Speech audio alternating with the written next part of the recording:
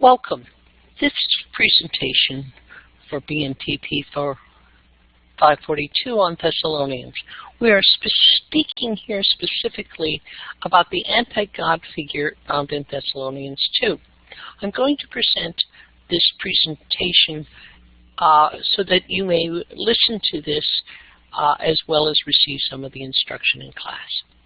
Now, there are links and allusions to anti-God figure from Daniel's anti-God figure in Daniel 8:4, 8 through 13, 23 through 45, 9, 27, 11, 20 through 15. Then there is the actual person of Antiochus Epiphanes.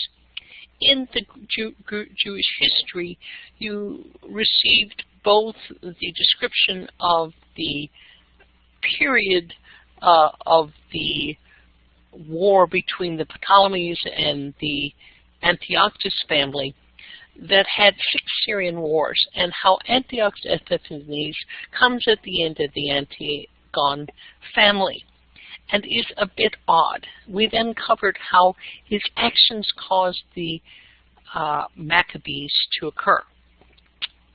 Then he does something desolating to the Jews. He refuses circumcision. He places the sacrifice of desolation, sacrificing probably a pig on the altar, high altar. Then you have Jesus' apocalyptic discourse, and you have Paul's anti-God figure and the anti-God figures in the apocalypse. This presentation will walk through these in order for you to understand Paul's anti-God figures in Thessalonians 2. Daniel's anti-God figure comes without warning. He obtains attention by flattery, seduces by flattery, magnifies himself, is cunning ecstasily, does according to a will, magnifies him above every god, and speaks astonishing things against the God of gods, Yahweh, and rises up against the princes.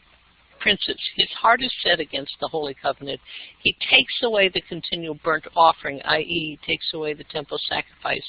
And upon the temple, he puts the abomination of desolation, which you see, Ipon to eron bedeluma to eratamozesan.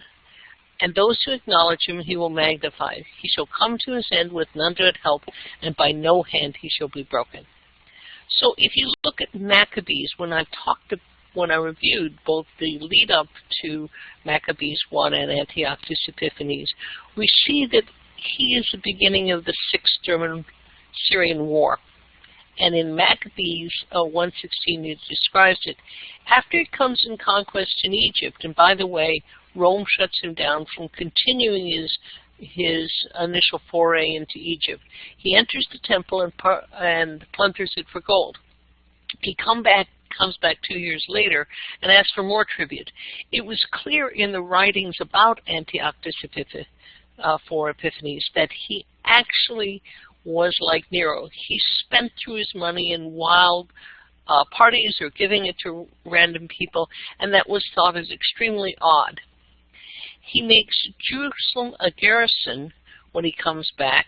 He asks for tribute. He burns Jerusalem. He slays women and children and takes cattle. Again, he's looking for money to pay for his habits. He rules that everyone should follow Greek laws. He forbids Jewish burnt offerings, sacrifice, drink offerings, Jewish Sabbath celebrations and festive days, and forbids the children to be circumcised. And that perhaps is the final thing. The children cannot be those who follow in Yahweh's way. So when he sets up the abomination of desolation, and notice the language there in Maccabees is that Belema eradam omoches upon to sacrifice. In other words, the abomination upon the sacrifice. He builds idol altars throughout Judea, trying to replace the altars of Yahweh. He burns the books of the Jewish law. He puts those to abide with Jewish laws to death. And finally, he sacrifices women on an altar who had children circumcised. He hangs the infants who had been circumcised around the neck and kills at the same time the people who had been circumcised. This again speaks to the very heart of the national identity. It is genocide. He is aided by a high priest who pays about 440 talents, 360 and 80 of second man be said in silver to be the high priest. He takes 150 talents to set up a gymnasium, a gumosanathan, and creates a youth court, Ephenebilon. Both of these are working against the Jewish identity, and he's pressing to be Hellenized. Notice that is the prediction. Now, the question is whether Daniel was writing with forethought or whether it's writing as an apocryphal thing, speaking to the times. Again, you have the same thing when you get to John. How much is apocryphal, how much is actually predicting the future. Now, remember, there is the Maccabean faults. Matthias and his sons are overwhelmed with this. They kill someone, they run to the hills, and then becomes a 2 to 3 year fight with Simeon. They conquer the Suclids with Antiochus and his follow-ons win the day, but then again the Jews come. They see this as God's provision. Please look at the Maccabean revolts. You will notice that the Antiochus sent Siron, Apollonius, and Nictor came in to see if they could do this along with Bactrinus and Lysias. These are people who fought against, and it was in this little small area of Judea. It isn't in Perea. They may have escaped into Samaria, but it comes down the coastline. It comes to Judea where you have Bethel, where you have Mishras, where you have Jericho, where you have the Jerusalem, the Judean. It is not up in Galilee. So in 67 BC, the Suclids occupy Jerusalem. The Syrian cult is introduced to the temple. From 67 to 164, you have Maccabean victories. There is rededication of the Jerusalem temple. There is suddenly the death of Antiochus, and his death leaves everyone with, whew. And then Judas functions as high priest and leader, and Rome approves of Judas. So you see Rome acting beyond. Now, there is the death of Judas in 160, and the Suclids, that is the people, the dynasty of which Antiochus was Epiphanes was a part of, gains control, but the other Suclids have sense. Again, he was considered an oddity, a strange fellow that wasn't very kingly, a very bimodal person. And then from 159 to 152 BC, there is no high priest, after which you see Jonathan the high priest, and you see Jonathan becoming a military leader, and finally, in 1942, you see the Jewish independence. Simon becomes the ruler after Jonathan's death. Now, you see, Antiochus matches the Daniel figure. He's a sinful suit. He creates this gymnasium where Jews submit himself to uncircumcised wrestling in the nude, which is an apostasy. His arrogance, he entered the sanctuary and took away the figure. He sent a delegate with peaceful words, but created but massacred the people.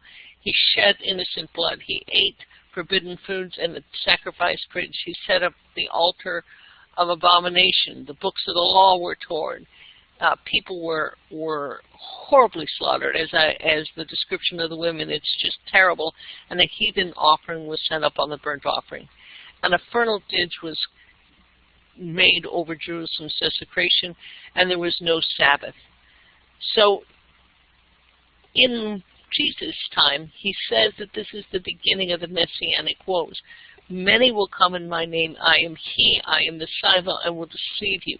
Notice that that particular description, if you follow the Jewish history, happens again and again after Jesus' time. You see messianics that are not only speaking as prophets, but then are so speaking as prophets that the Roman treat them as potential leaders. They are killed. There are some that are like Benheim that form people. There are Scari who try to create a rebel army just like the Maccabees.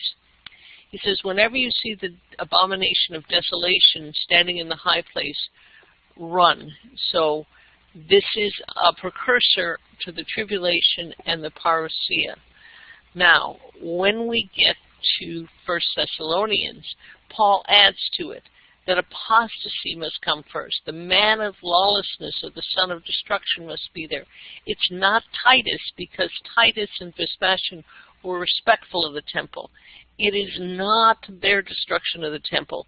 It is not the second temple for the lawlessness, the son of destruction, because that's not really happening there. They are not at the temple site. The one who opposes and exalts himself to every god or worship could be looked as Nero, because Nero did that. Nero saw himself as God. But Nero did not sit in the inner sanctuary, the inner part of the temple, or proclaim him to be God. This lawlessness will be caused by false miracles, signs, and wonders, and has his own parousia, and is held in check by one who restrains masculine and that which restrains. So you can see that perhaps that's God and the restraining. So this gives you an idea of what Paul was saying. Now, if you go to John, the Antichrist figure in the Apocalypse, in 1 John 2, there are many Christs present, and the Antichrist is coming. So you see that with the imperial cult, with the mysterious stuff, with some of the Gnostic Antichrists, you see that John's speaking against this. In Revelations 27, following this read, Satan will cause Gog and Magog to gather the nations against Israel and the saints in Jerusalem. Variations of the motif are found in other chapters listed here, 9, 13, 16, 17. It's important to understand that Gog and Magog reference back to Genesis with some of the northern tribes. People have tried to tie them down. That may be the time to do. The classic Antichrist is the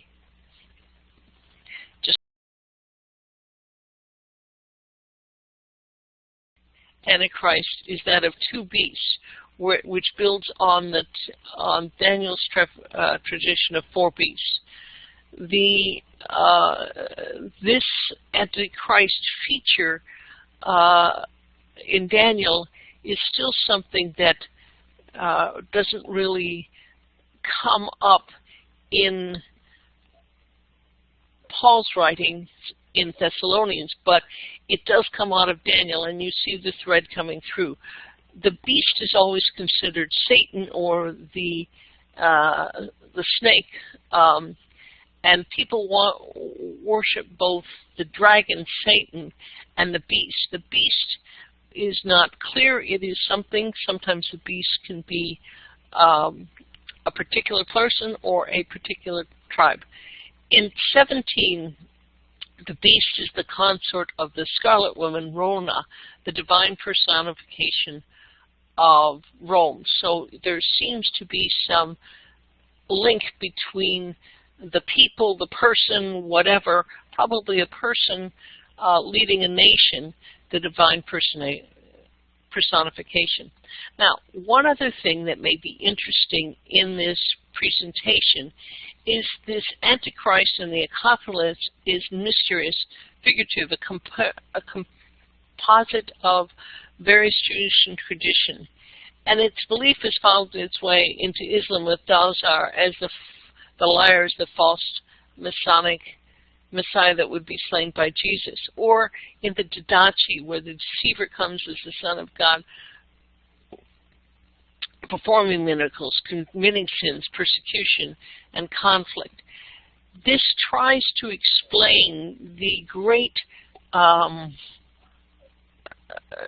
devastation by emperors who are against Christianity, who persecute.